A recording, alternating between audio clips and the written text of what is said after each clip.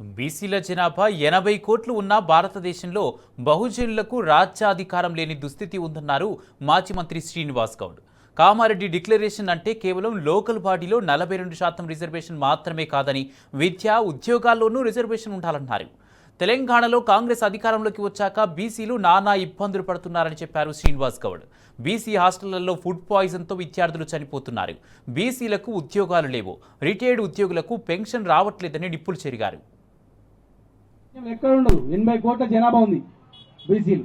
80 కోట్ల జనాభా అంటే దాదాపు 60-70 దేశాలు ఇంతకన్నా తక్కువ ఉంటాయి.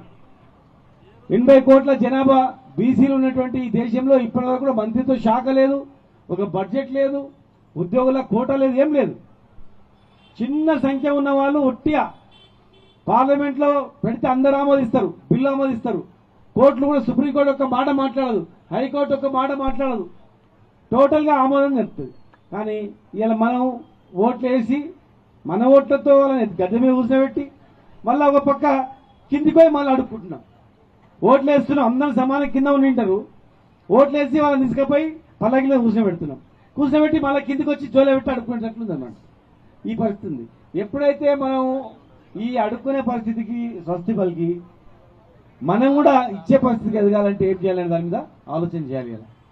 కామారెడ్డి డిక్లరేషన్ అంటే కేవలం 42% రిజర్వేషన్ మాత్రమే కాదు, లోకల్ బాడీ రిజర్వేషన్ కాదు, విద్య ఉద్యోగాలలో అన్నిట్లో ఉండాలి. ₹1 ఖర్చు కానటువంటిది, ₹1 ఖర్చు కాకుండా ఇచ్చే మంత్రి పదవులు ఉన్నాయి, కార్పొరేషన్ చైర్మన్ ఉన్నాయి. ఆ పార్టీలో ఉన్నట్టు వాళ్ళకి మీ వాళ్ళకే ఇవ్వండి. బడ్జెట్ లేదు, ఏ కుల సంఘానికి ఎలాంటి కార్పొరేషన్కు నిధులు లేవు, ఏం లేదు. ఇలా మనం మోసపోయి వాళ్ళ చేతిలో పెట్టినాం. మళ్ళీ ఇలా మనం అడుక్కునే పరిస్థితికి వచ్చింది. చివరికి మనం శాంతియుతంగా ఇక్కడ ధర్నా చేయడానికి కూడా ఆంక్షలు.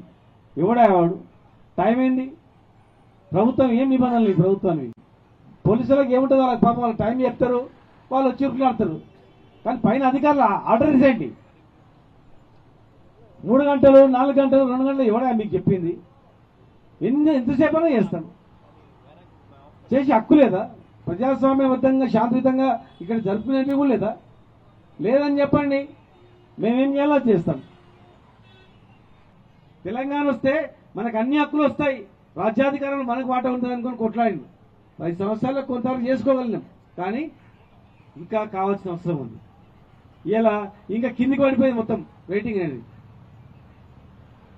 బీసీ గురుకులాల్లో అన్నందుకు చనిపోతున్నారు. ఉద్యోగాలు లేవు, ప్రైవేటు లేవు, ఏం లేవు. రిటైర్డ్ అయిన ఉద్యోగులకు పైసలు లేవు. రిటైర్డ్ అయిన ఉద్యోగులు చచ్చిపోతా ఉన్నారు. బీసీలో ఎస్సీ ఎస్టీలో ఉన్నారు, పేదవాళ్ళు, వాళ్ళు భూమి లేనటువంటి వాళ్ళు.